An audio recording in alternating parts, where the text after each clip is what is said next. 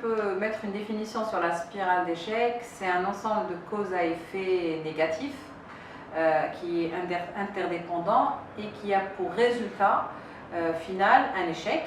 La manière, cette spirale est un outil au quotidien. À chaque collaborateur de choisir qu'est-ce qu'il veut faire. Je suis en train de dire à ses collaborateurs que ne pas atteindre un résultat n'est pas forcément un échec, c'est une étape vers la réussite. Donc, mais c'est à toi en tant que collaborateur de savoir comment l'utiliser. Madame Fatem Zahra Mziaoud Bennis, bonjour. Bonjour Nabila. Je vous remercie d'avoir accepté notre invitation à cette chaîne de vidéo. Écoute, merci de m'avoir invité, c'est toujours un plaisir d'être parmi vous. Donc aujourd'hui vous allez nous parler de la spirale d'échec.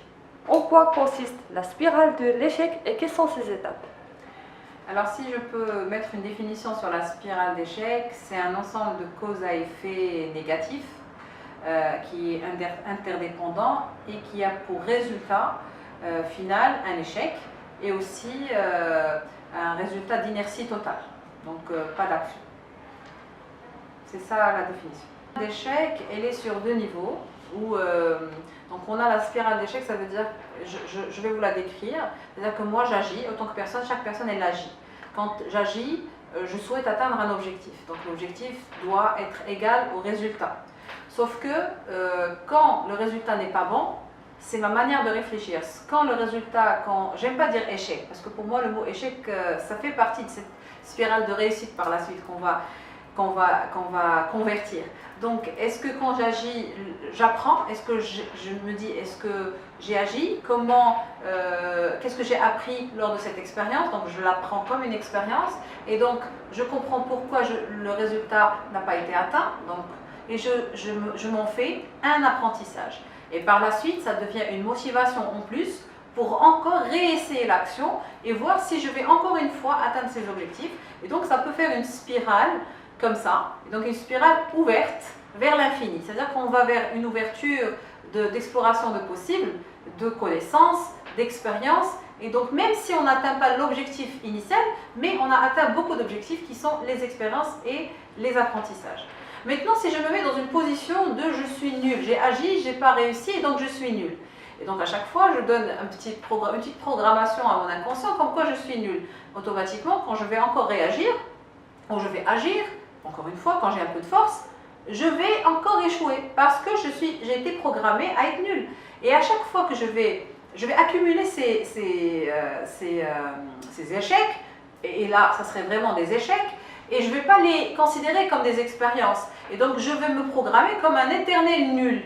Et quand je suis un éternel nul, je ne fais plus. Et donc dans cette même spirale, au lieu de choisir l'ouverture vers l'infini, je vais aller m'engouffrer et aller encore et encore et encore, agir, dire je suis nul, et quand je suis nul, je suis toujours nul, et je suis toujours nul, ça veut dire je ne ferai rien, et à chaque fois que je fais rien, je me donne une conviction personnelle qu'il ne faut plus jamais agir, puisque je n'ai aucune compétence, et que je ne vaux pas. Et donc du coup, à ce moment-là, on va s'engouffrer, et on va s'arrêter à un certain moment, et il n'y aura aucune action, inertie totale, et une conviction totale que je ne vaux rien. Et donc du coup, c'est ça la différence, c'est ça la spirale et les deux visages de cette spirale. Quel est l'apport de cet outil pour le développement professionnel des collaborateurs en entreprise? Eh bien, écoutez, vous savez, dans n'importe quelle vie professionnelle, il y a des objectifs. Pour atteindre les objectifs et pour les réaliser, c'est une réussite. Si on ne les réalise pas, les gens pensent que c'est un échec. Et donc, c'est la manière, cette spirale est un outil au quotidien. À chaque collaborateur de choisir qu'est-ce qu'il veut faire, c'est un choix. Est-ce que je me positionne dans la spirale de réussite, et je ne l'appellerai pas échec, je l'appellerai une spirale de réussite, et à ce moment-là, je choisis d'être l'acteur et de me béquiller et de m'outiller et utiliser ces expériences positives comme des points et comme des développements de compétences, ou bien je choisis l'autre partie, l'échec négatif, et à ce moment-là, je ne fais plus rien et je deviens un très mauvais collaborateur. Comment utiliser cette spirale pour dépasser un échec professionnel? Justement, c'est ça. il faut avoir les outils pour croire en soi-même.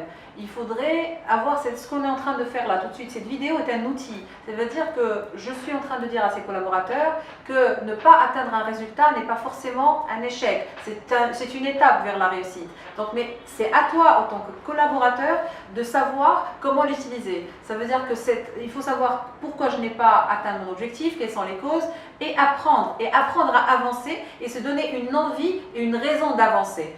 Alors que au même moment, au même cas, si je choisis, si je crois que je suis nulle et que je ne ferai rien, eh ben je ne ferai que réconforter mon inconscient dans sa pensée négative en disant que je ne vaux rien et que je n'avancerai pas. C'est ça la différence et c'est ça mon conseil. Croyez en vous, croyez que peut-être que ce qui est destiné aujourd'hui n'est pas forcément ce qui est bon pour vous demain et que le choix que vous faites à cet instant-là est le meilleur que vous allez faire. Faites-vous confiance, faites-vous confiance à vos compétences parce que les compétences et vos capacités et avancez. Chaque expérience, qu'elle soit pour vous positive ou négative, elle aura un impact sur votre avenir professionnel et il faudrait avoir cette croyance devant vous et pas derrière vous.